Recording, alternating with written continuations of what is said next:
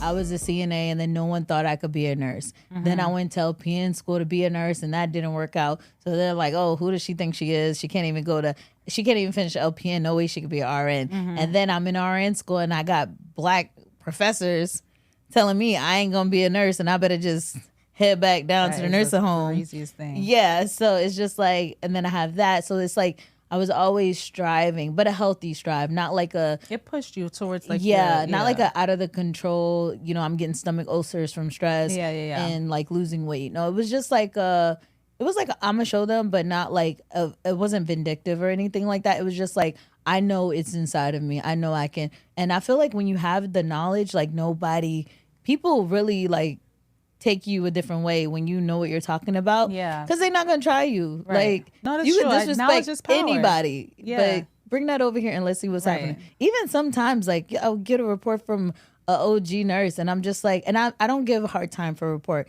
Like, honestly, if the patient is breathing, I could read the chart. Yeah. Like, I'll do a quick assessment. I'll look. And that's another thing. Like, your assessment has to be top tier. Like, when you go in the room, you should be able to do a quick head-to-toe assessment, not even in a minute. Right. Like, you need to look at the main things. Like, is your patient awake and alert? Are they breathing? Right. If they have any tubes or anything. Just a basic assessment. Yes. What's the IVs looking like? Yeah. Is the IV, even if the IV is not working. I mean, before, girl, though, I used to walk around with flushing because IVs. Coming from the ED...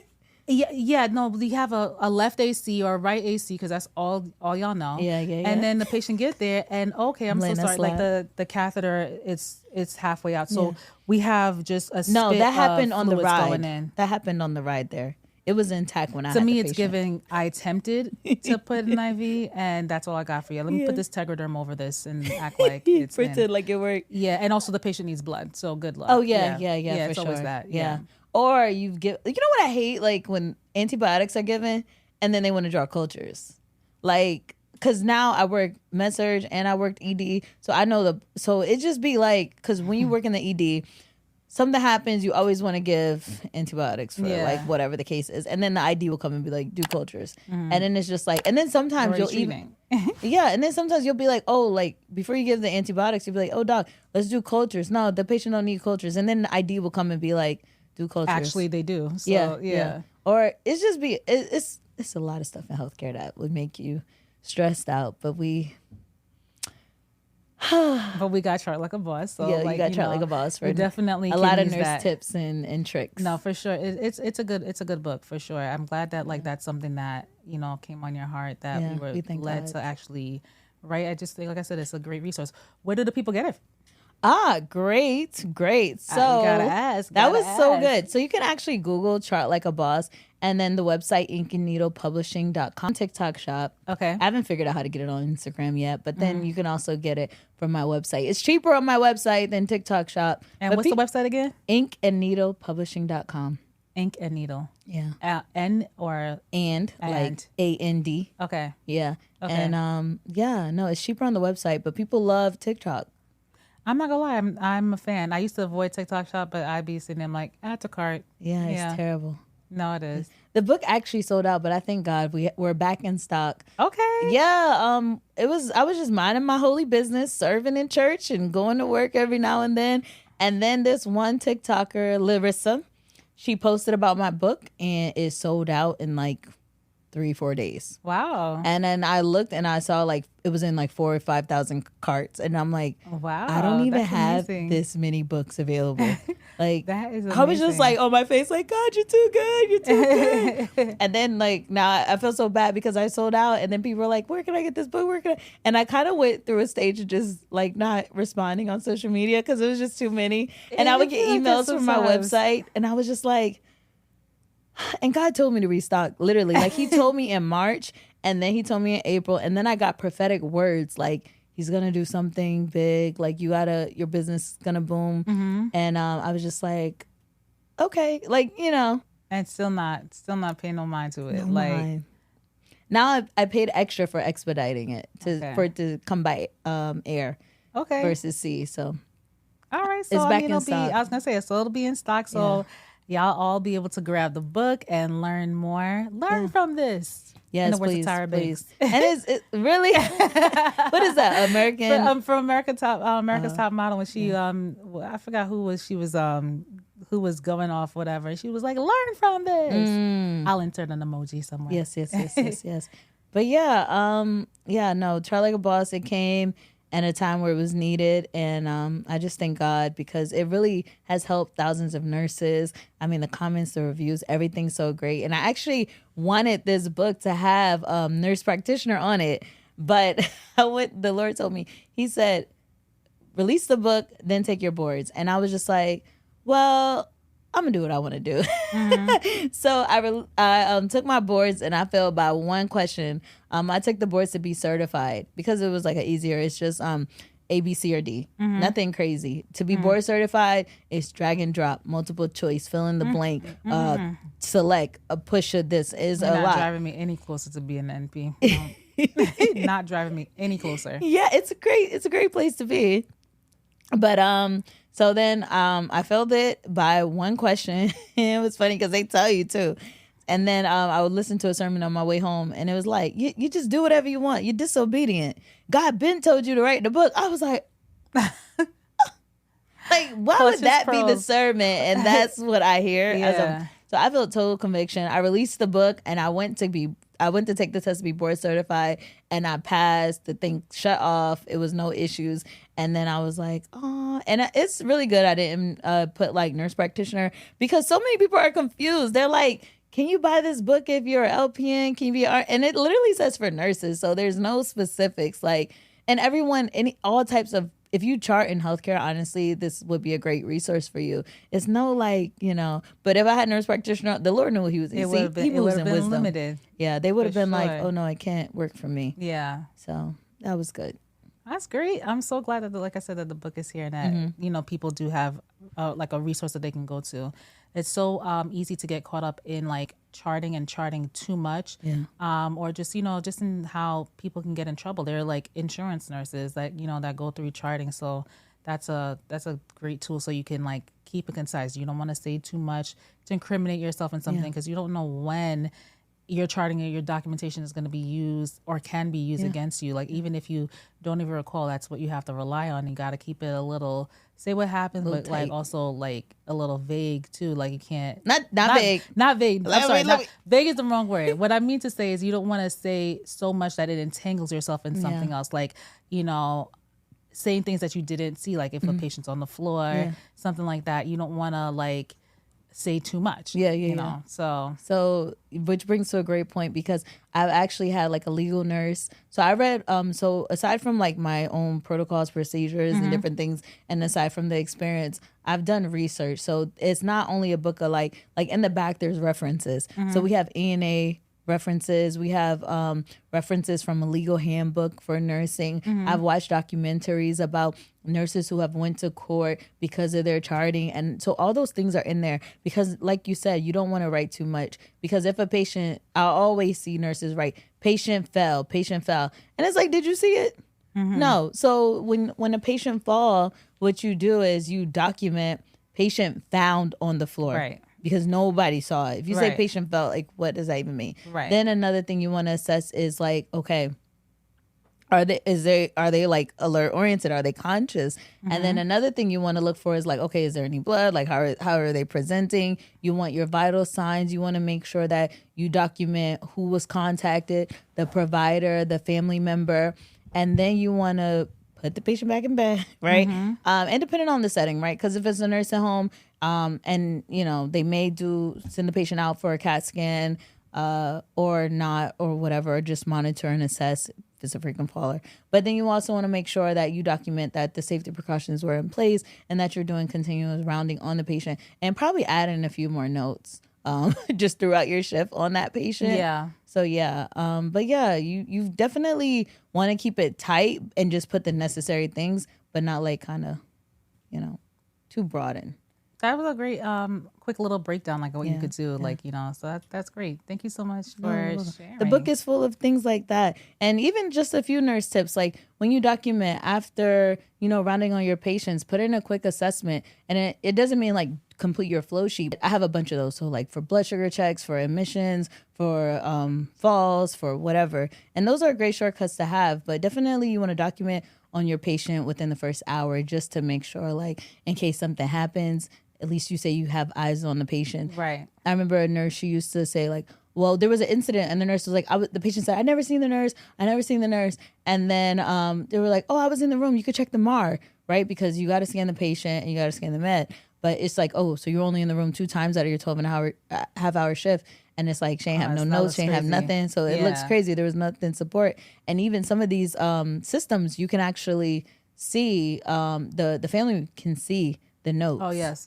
Which that's sucks totally true. Sometimes. Yeah, so I don't use Epic in my hospital now, but I know there are like I feel like most hospital systems do have things where you can do like a shortcut so that you can put in like a quick note. But I think it is a great tip to actually have something saying that you were there, that you at least saw them, right? Because you never know where things can go. You never know. You could have the best patient in the world that you would like. Mr. Smith is the sweetest, 68-year-old. I'll take him 10 times over, and then something happens, and now we're reviewing your charting. And so, can you imagine? It'd be those patients. Oh, they're fine. They don't even bother you. Be the ones that cause the most trouble. Oh my gosh, all night. Yeah, they out of control. Yeah, bed alarm always off. It's like, Jesus. Now you got to bring your wow in the room. Yep. And sit there with them. And now you're the 1-to-1. Yeah. Now you're the 1-to-1. with 5 other patients. Yes. Like, just please behave. Please, sir. Please.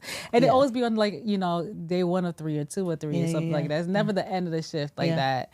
No, that's true. And even like as a nurse, when you have, even if you're working back to back and you have the same patients, it's literally never the same day. There's always something different, and it's just our world. It is. It's a nice world.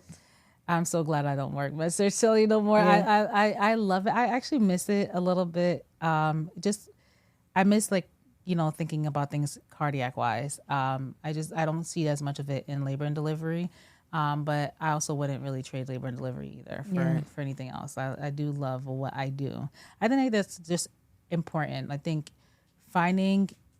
having a good foundation as a nurse, honestly, in any area that you are working, having a great foundation is great. But once you find something you love and you're doing what you love, I think that really is like a beautiful, beautiful marriage. Yeah. Oh, lovely. Yeah.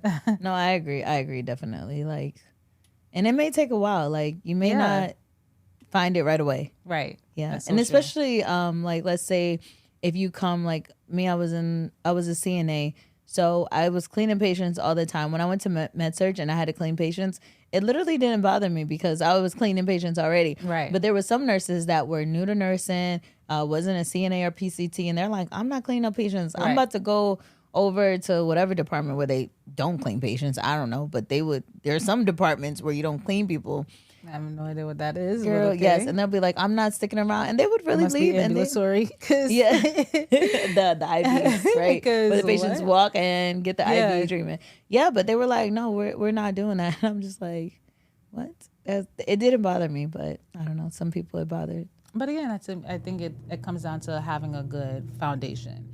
Like if you're used to certain things, like when I was working at LPN, I learned how to appropriately clean a patient, and it serves me till this day. It worked for me in med-surg. It worked for me in labor and delivery. I don't like to come in and see my patient looking a mess. I feel like it's giving a tinge of ICU, because ICU nurses are very meticulous about like, I better see like, we're talking mitered sheets, like mitered, those corners, like, right? The corners is mitered in ICU. I won't necessarily, I feel like when I make a bed in L&D, I do miter corners sometimes here and there. But I feel like in general, I like to take care of my patient fully. I'm going to offer you like, do you want to brush your teeth?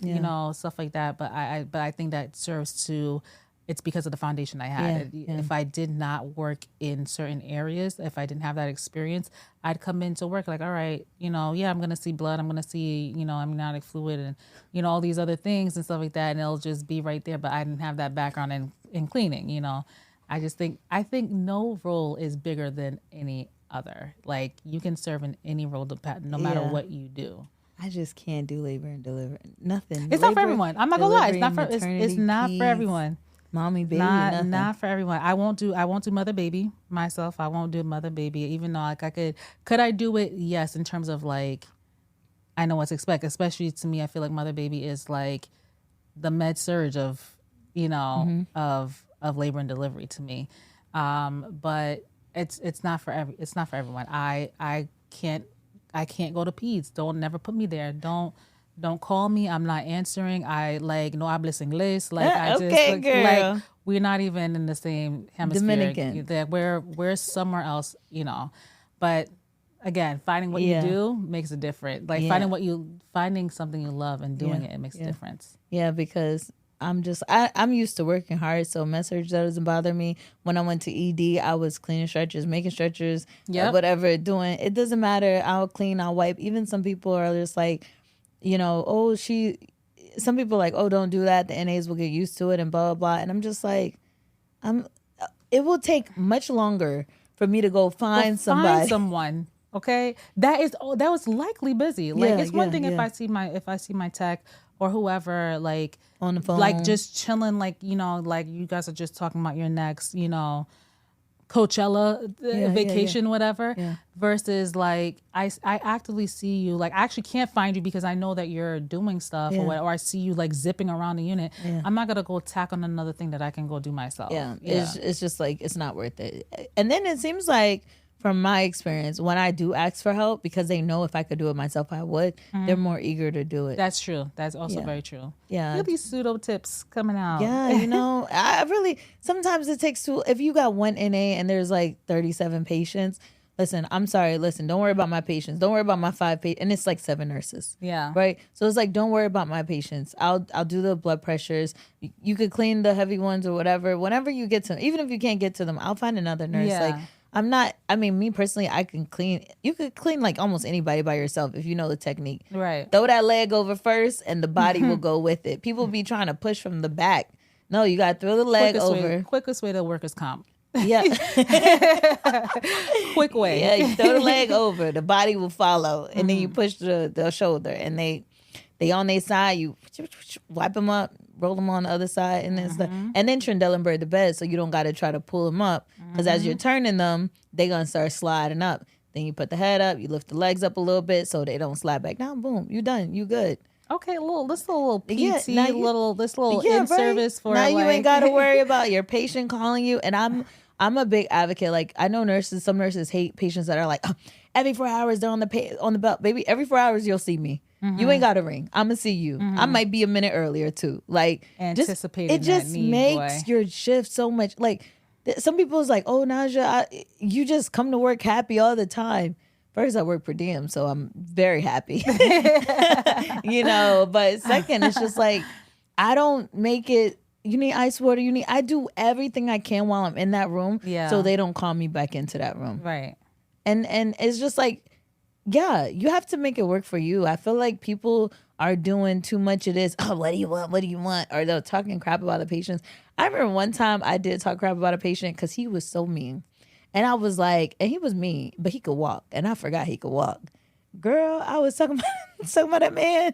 He walked right up. I was yeah. And he's asking me, I forgot what it was about anyways. And I was and he's asking me, and it's this is the third time he called me for it. And then I turn around, girl. He was standing right there. Did he say something to you? He did. What did he say? He was excuse me? And girl, I just owned it. I was yes, you've called me for the third time and it's ridiculous. I've been more than nice to you. Yes, I am talking about you to your face and what? Because you're being ridiculous. I've gone out of my way. Then I start getting very Caucasian. I'll be this is unacceptable behavior. I've been at your beck and call, young man. Not beck and call. Yes, everything you wanted, I provided. And I feel you're purposely trying to torment me. And if you would I'll switch nurses. And he's no, it's fine. I'm sorry. And they know when they're being jerks, I mean, some people will be and yes, do call. Yeah. Yes, let's change it up. Yeah. I wish. I'll be quick. I'm not going to lie. There's times I'll be praying. I'm please ask for a different nurse. Please, I won't be upset. I won't be upset. I promise you I won't be upset. But then it don't happen. It don't happen. What I find? I don't know if it's because I'm more Holy Ghost filled now than I was before. But I feel those difficult patients, they don't act up with me. I won't say difficult patients will act up for me. I feel they do, but everything happens for a reason. So I feel for me, the way I look at it is what am I supposed to learn with this? This is teaching me something. Maybe I need to be patient, or maybe this person needs something a little bit more. Maybe something's going on a little bit deeper than what what I assumed. Or a lot of times when I feel like I get assigned a difficult patient, I used to think like, of course you're giving me the Black patient on the unit that has all these things going on, and you're giving me the harder assignment or whatever. But what I know is that ultimately what you're doing will work out for my good. So a lot of times I've had that where like I would be assigned the harder assignment, and then another patient comes in and actually you end up getting the hardest assignment. And so I'm just like, well, don't you wish that you had my patient now? But thanks, Bill. So, but I try to learn what I'm supposed to learn when I have a difficult patient. Either it's something where maybe you needed my spirit to lighten you, or maybe it's the opposite. Maybe we needed each other, so I always look at it like this didn't happen by accident. Nothing on this earth happens by accident. So I'm going to learn what I'm supposed to learn, or maybe it's something that like God is using me to speak to you in a different way. Or like I said, or even oftentimes it's the opposite. So I just try to learn what I'm supposed to learn in whatever situation that I'm in. Yeah, that's beautiful. Actually, like when I'm working, what I've noticed was, so I do float pool per diem.